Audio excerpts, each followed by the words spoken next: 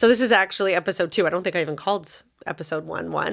But as I come to form this podcast, I realized that I want to talk more and more about what the real estate industry is about, pulling the curtain behind everything that has been going on and everything that is changing, and specifically the things that are disrupting this industry, because I believe that this industry has been ripe for disruption for years, potentially over a decade. And so my guest for episode 2 is Alex Leduc, and he is the CEO of Perch. I came to meet you through Perch Canada. Mm-hmm. Mike, oh gosh, I'm going to get his name wrong now. McCara. Thank you. So I was privileged enough to be asked to be part of Reach through the great Natalka Falcomer, who heads up Ojo Canada. And we met at an event, and you gave me your pitch on Perch, and I was intrigued. So we stayed in touch, right? Perfect.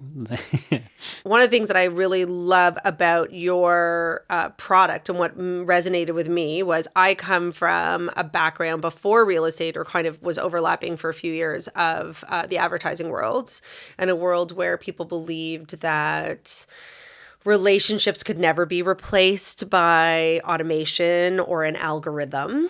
And the media world saw, going back as far as Mad Men. And, I remember when I first got into advertising, literally you would go for lunch with a client, start drinking in the afternoon and never make it back. And you'd have like a deal in hand by the end of the afternoon. Those were the great days. Trust me, my liver's better for it now, but those were the days. And now the advertising world is very much about automation, and Google has taken over Facebook, Amazon. It's now all about data. It is data driven. So, to me, I believe what Reach does as a supporting tech companies is potentially the way this industry is going. And I think the value of the real estate agent is moving. So we no longer just open doors, but we really need to be able to offer so much more. Anyway, let's go to Perch. First of all, where'd you get the name? So actually, when we first started in 2018, the company had another name, so we went with Mortgage. Okay. And Mortgage. It's like mortgage, but like with a gauge, or like you're comparing mortgage options, right? See, like dad joke. Okay. Basically, that's how it started. Sorry, yeah. So back then, it was like what seemed like a great play on words was actually like a horrendous marketing effort, because SEO was terrible. People misspelt it, couldn't pronounce it, and then when they Googled it, they couldn't find us because Google thought like, "Did you mean mortgage?" And like people literally couldn't find us. Oh my gosh. So obviously, you can tell I don't come from a marketing background, so that was really. So we switched to Perch a couple of years later. Okay. And why we chose the name is that Perch, essentially the definition we went with was an elevated vantage point. Okay. And we look at it as that we help people see opportunity where they otherwise wouldn't. So that's what resonated with us. And then we also liked the name because other than the fish, there wasn't a lot to compete with from an SEO standpoint. So it was a really good ability to rank quickly, drive organic traffic, and also get a name that is easier to pronounce and resonated well with people. Okay, I love it. All right, I like that. Yeah, lesson learned. Good choice. Good choice. So I always have understood that people, create or invent things out of necessity in their own lives. So actually, what does Perch do? Let's talk about that first and let everybody understand what we're talking about, and then we can go to why you invented it. Yeah, so Perch, we view ourselves as at the center of a real estate ecosystem. So our core product is mortgage financing, and we connect the client. So we do our part when it comes to the enablement, which is usually the financing. And then we work with realtors, wealth advisors, lawyers, really everybody else to connect the client from start to finish. So analytics to help them understand what they can qualify for and how to optimize, getting them pre-approved, getting them the right mortgage, connecting them with the realtor if they don't have one, or working with the one that they have. Post-closing, giving them analytics. How is your home value appreciated or depreciated, I guess in today's market in some cases. And No. So it's like, how has your home value changed? And then also, how has your mortgage balance changed? How much equity have you built? What are your refinance options? Should you break? So really a holistic relationship with the client where we help them get in and then help them build wealth after the fact. And then we work with our clients and also our partners to then re-engage and kind of keep them available. So how can I help you going forward and then after the transaction? So yeah, to back up a little bit, the platform is basically an alternative to a mortgage broker if we were going to simplify terms. I think that's, the focus is really looking at the mortgage end of the business in real estate and where Perch falls into this, right? So traditionally, we're saying like I've been a TD customer since I bought my very first home, and that's the way banks have been, right? You get them in very early, and you build, and now, on my fifth property, I'm still with TD, and they have all of my properties, and they get, my mortgages and all that stuff. And I said to you, I would never go to a platform to get, my mortgage. But I think that that's because this is a newer form of looking at it. So even mortgage brokers, let's say, how long have mortgage brokers been around? Probably as long as banks. There we go. Or maybe just a little bit after. But yeah. Right. So it's interesting to me because I don't know if when I speak to clients, I would probably say of like first-time buyers particularly, but maybe sometimes even like second-time buyers or move up, or they're not always even familiar that mortgage brokers exist. And there is this kind of suspicion around it. I think there is a little bit of that same kind of shade that's thrown on to the mortgage broker side. And this is not speaking about mortgage brokers at all. I work with some fabulous ones. I think it's just a matter, it's very similar to the shade that's thrown to real estate agents, that there's a lot of not understanding how it works. So if you are listening, you don't understand, a mortgage broker is very similar to going to a car lot that serves, that's selling you everything from like a Toyota to a Mercedes and has the ability, right? Or a car dealer or whatever, versus then just going to TD that's only going to sell you a TD product, right? Mm-hmm. So you're now taking, if I'm understanding correctly, you're taking the mortgage broker role and you're putting it into a website. And automating it. So basically, like, I guess the easiest way is like tech-enabled mortgage brokering is really like the core. Okay. So tell me why someone would come to you over that personalized experience with a mortgage broker. Yeah, so maybe the first part is, because I guess what's interesting is that automation doesn't necessarily mean you're removing the personalization, right? If anything, it actually just further enables it. So we have a senior mortgage advisory team, so we own and operate our own mortgage brokerage. So we actually broker the deal. We're not purely lead generation. Okay. So what happens is the tech is doing 60-70% of what the mortgage broker would traditionally do, but I'd argue it's the least value additive parts of the mortgage broker's job. So simulating mortgage payments, cash flow schedules, AM schedules, which rates can I qualify for today, things like that. So really the benefit of, like, let's say starting with Perch is that you're able to get a lot of insights on your own time without having to upload a doc or talk to anybody. So it's really kind of breaking down that first barrier of like what is reasonable for me. And then once you really want to like learn more and lock it in, you upload documents, we dedicate a mortgage advisor to you that you can book anytime and chat with to really solidify the strategy. But where it's then enabling that broker is since they're doing 30% of the work, so essentially since they're using automation to have to do less for each deal, then they can service a much larger book. So then we're able to focus on keeping senior staff, and then our algorithms support them to take away a lot off their plate. So why? Like, so again, you invent things you create things because you see the need. And so, I work with lots of mortgage brokers. They do a really great job. Yep. We've got banks. Why do we need, Perch or the like? Yeah. So there's really three parts, I think, in the industry that are becoming more important as time evolves. So the first one is accessibility. So now, especially with rising rates, qualifying criteria, regulations that keep getting stricter, the bank box of who can fit in it is getting smaller and smaller. And we work with banks. So essentially we have access to some of the big banks as well. So as a broker, we have 30 banks, credit unions, monolines, everything basically, A, B, private, you name it. So you work with everybody. There's no difference in that sense. Like So we would, not everybody in the sense of like, for example, RBC is not open to the broker channel, but we work with some of the big banks. Like TD, Scotia, they are open to the broker channel. Okay. But the main difference is that, like, the first thing is there's a pricing component. So people are a lot more rate sensitive now that rates have gone up as much as they have. So typically versus a bank, we're about 0.5% lower, and other broker about a 1/4 point. So that translates to about $200-300 a month on your mortgage payment. And then on top of that, so that's if you're, let's say that's, I call that the commoditized angle, where I have a great credit score, I have an income, I can qualify anywhere, I know exactly what I want. And at this point, it's just a matter of me getting the best possible deal, which is a lot of people. And then at that point, it's really like, I don't need to really reinvent the wheel because your solution is very cookie cutter. Like, it's a very simple deal. So I can place you, and then by buying down, we just cut commissions to essentially pass the savings on to the customer. Interesting. Okay. So that, I guess, is the angle we talked about. Like, what's that reason to be? Like, what is it that you are offering different than, let's say, a traditional mortgage broker, for example? So it sounds like automation. So that you see a need for. Yeah. I'm curious to, and I have heard this from clients in the sense of like that whole process is very arduous, like going back to get your T4, that type of thing. So you're saying your platform can do all of that without the T4 off the bat? Yeah. So, but to get pre-approved, you do still need to submit all your documents. Right, so essentially, because sure. we just don't want that, we don't never want a client to go in on an offer thinking they're good, Oh and my then God, it's like, no. surprise. So I mean, pricing is one component, but then the two other major ones is, so the second element would then be optionality. So the biggest, I'd say, discrepancy is that I call it the McDonald's effect. So if I go buy a Big Mac anywhere in Canada, I'm going to get the same experience. Right. But if I go into every different branch or talk to different brokers, I'm going to get completely varying opinions. Some of them quantitatively driven, but most of them qualitatively driven. So people have preconceptions, notions of like variables always better than fixed. You should do it. So, but it's constantly evolving, and I find that the advice that people get is usually not supported.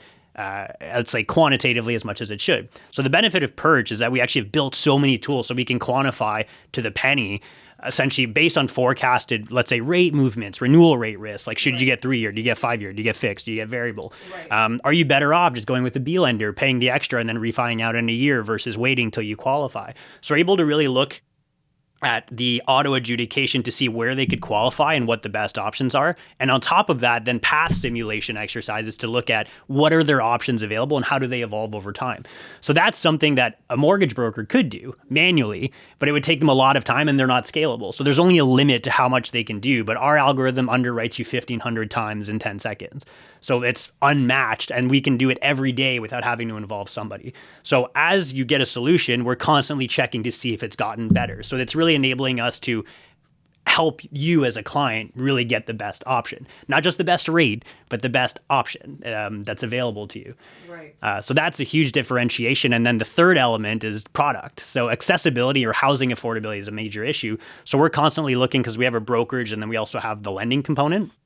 So now we're looking at how do we create new real estate products, and I won't spoil too much there. Yeah, I heard a little bit about it when I spoke to Robbie, your colleague, and I feel like I want to almost have you back to talk about that, because I think that's a whole other element for sure. So we'll leave that for another episode. Let's just talk about mortgages today for sure.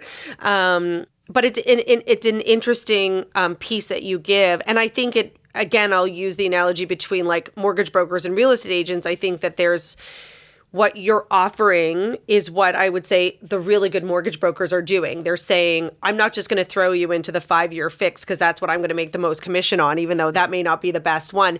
And I've had mortgage brokers say, like, the lowest rate is not always the best mortgage, right? It's about what the scenario is, what you're buying, how long you're going to be there. And like you said, there are times when potentially is that 1 year for a higher rate better? Like, I mean, I'll ask your opinion afterwards, but I mean, I was listening to a podcast yesterday, and yeah, I mean, if I were going to buy something right now, I'd probably either go into variable or I'd take a fixed 1 year, because is it lowest? No, but that's probably strategy-wise the best one. Yeah.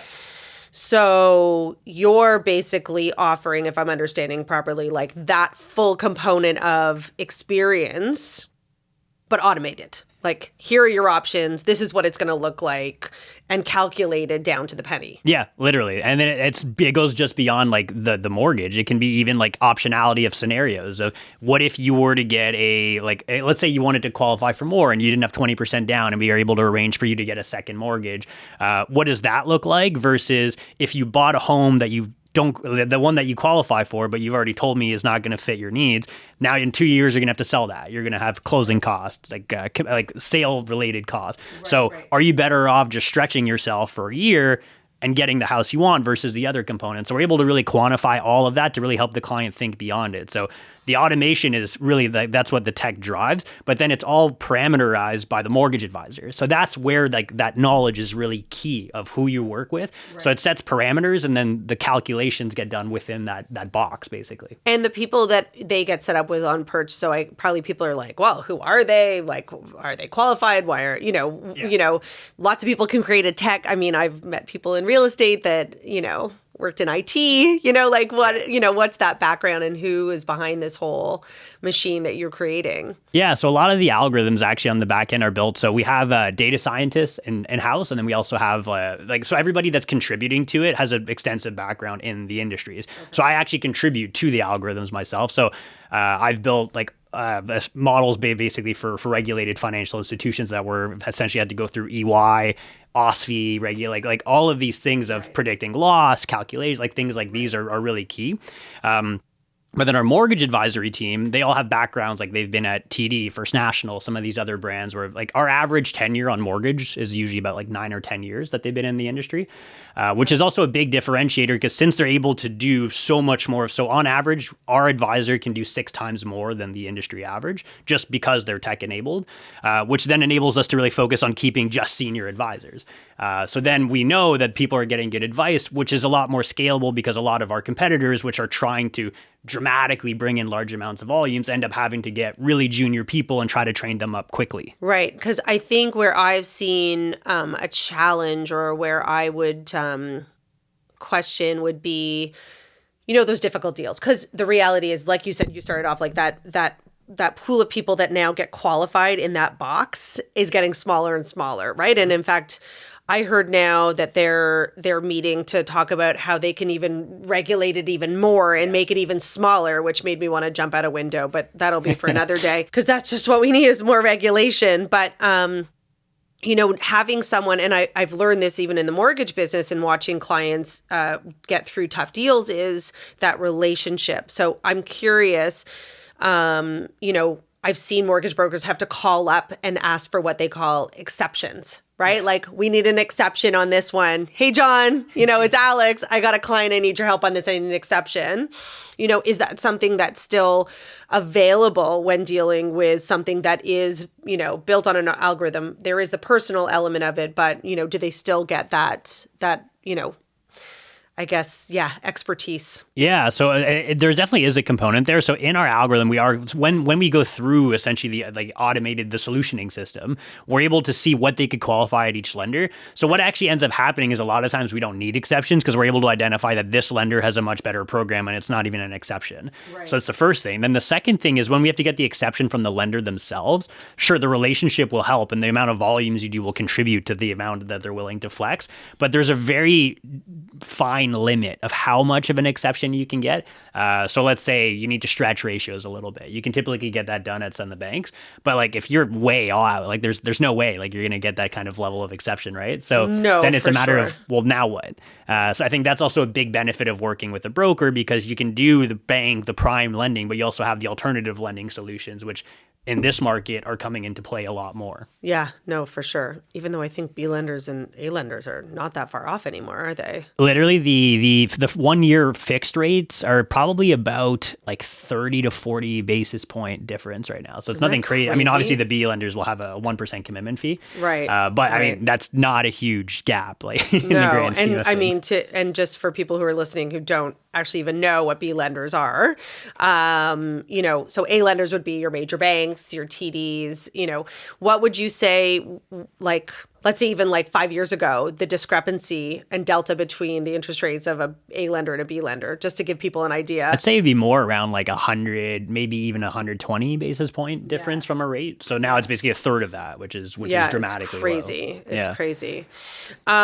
So let's say, you've got the greatest product out there and everybody should be using you and giving it a shot. What have you been, so when did you, I don't even know if I know how long you've been out there and building this before your dad 4.5 years. 4.5 years. So 4.5 years started at mortgage. So yeah, so in 2018 is when I left my job basically to commit to this full time. Amazing. When I started, it was like me and one contractor developer, and then we just slowly kind of kept scaling it. So hired off revenue, got funding, support program, like grants from the government, things like that to really keep growing the team. So today we're a team of 20. And then essentially, we're fresh off our latest round. We closed our Series A last year in October. And we're rolling on all cylinders here. Why do you think that these, funds keep, throwing money at you? Tell me, what is your, perspective on, what are you getting feedback from them? Like, people do not hand over money easily, Definitely especially not now, in this right? market, Yeah. So I think it comes down to like the first one is our team. So I think like we have an exceptional lineup of like really skilled people in every area, which I think when you start, you don't really truly understand how valuable that is, but later on, it's the make or break component of your entire success. So it's taken a long time, and then funny enough, actually, a couple of our hires were customers of Perch, and then they really liked it and came on board. So that's so cool. So mind your database if you're looking for your next hire. You just never know. No, for sure, I agree. So that was one element of so one is our team. So we have a roster that's going to really carry this for the next foreseeable future. Okay. And then the second element is, I think, our differentiation. So, like you said before, building a website and calling it a tech platform doesn't make it technology. So a lot of it, I think, a lot of the innovation, let's call it, in the mortgage space has centered around how do you create a really strong top of funnel acquisition for customers. So heavy marketing budgets, really flashy front ends, onboarding flows. Totally. But beyond that, it's very limited. There's not actually a lot you can do, and you're still heavily reliant on the mortgage advisor. So it's kind of they've gone beyond the traditional like see the billboard and then I go to my branch. So they've destroyed that element. So I'd say the first part of the customer acquisition flow has been dramatically improved, but then no one's really nailed the second part, which is how do you then automate that bottom of funnel? Like how do you give people recommendations on what they should do and how they should do it without having to manually do it every time, which is where we excel. So interesting. So how would you, for example, I don't know how many years ago, but like TD, RBC, they all ever the billboards are everywhere going, qualify in minutes on our app, You don't feel like they've done a good job on that end of it?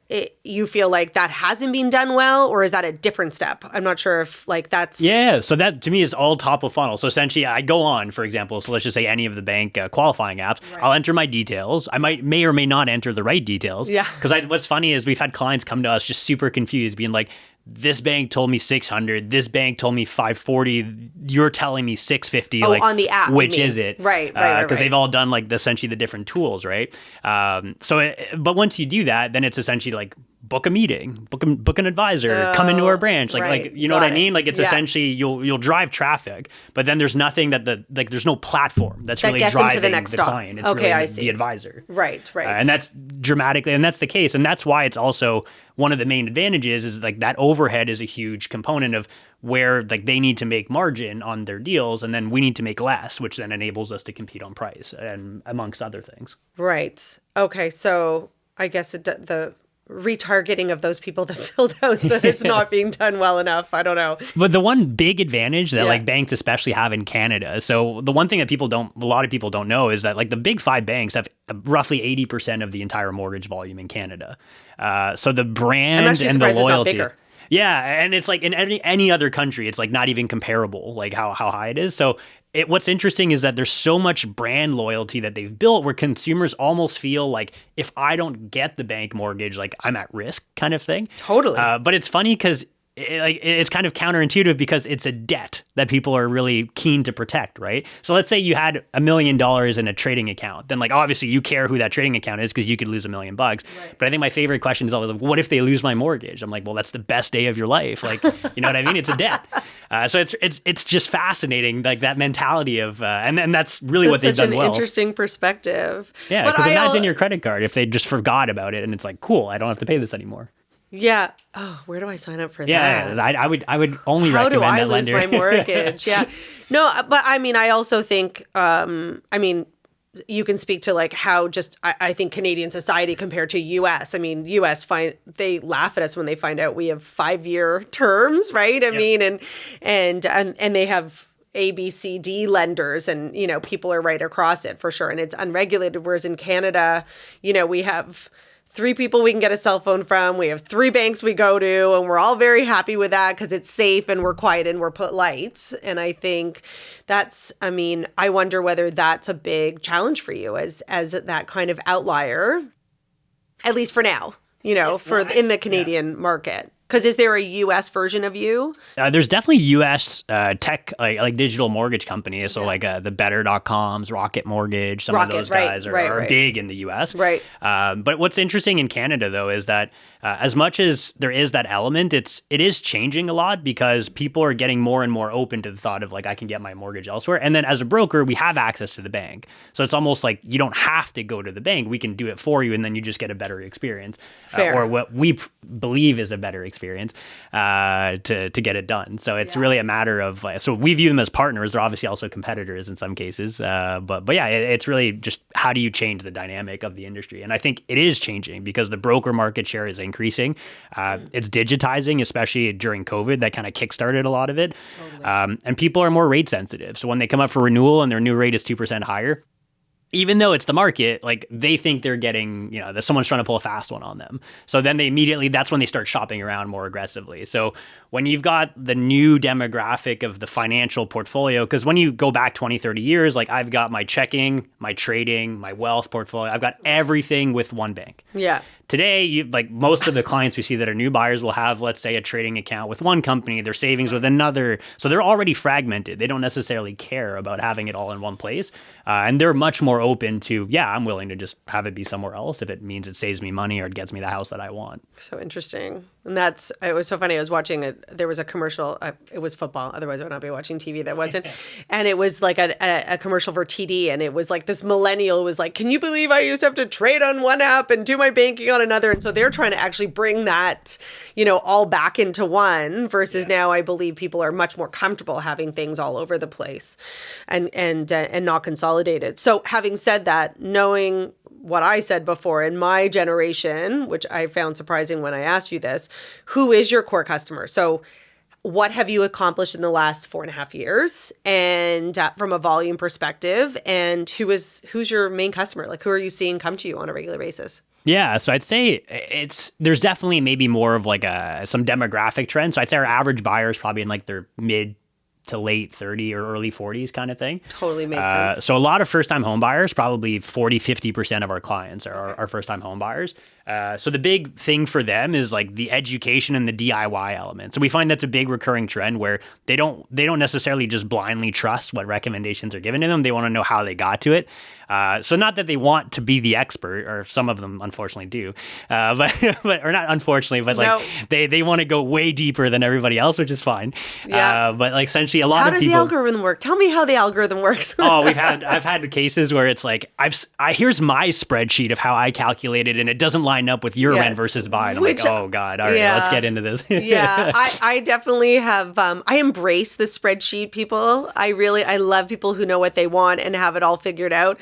I think the challenge is sometimes, when it doesn't line up for sure. Yeah. For sure. But I think that this generation in that like late 30s, because really most people are not buying homes at the cost they are now, under 30. Although a shout out to a few of them that have. It's so impressive.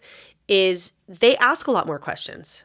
Yep. And my generation didn't. They did whatever the mortgage broker said or the guy at the bank said, and this is the best. And I mean, someone was asking me the other day, I was like, I bought my very first house when I was 23 years old. Oh, wow. I have no idea if it was through a mortgage broker. It might have been. I did it with TD. I have no idea what the rate was. And it never came into, I was just like, this is how much money I have and this is what I want to buy. And that was it. Right. Yep. And I deal with young first-time buyers now who are in their late 20s or early 30s, and they will get on the phone with the mortgage broker. They have questions. How does this work? How does that work? What happens if I was asking none of those questions back then?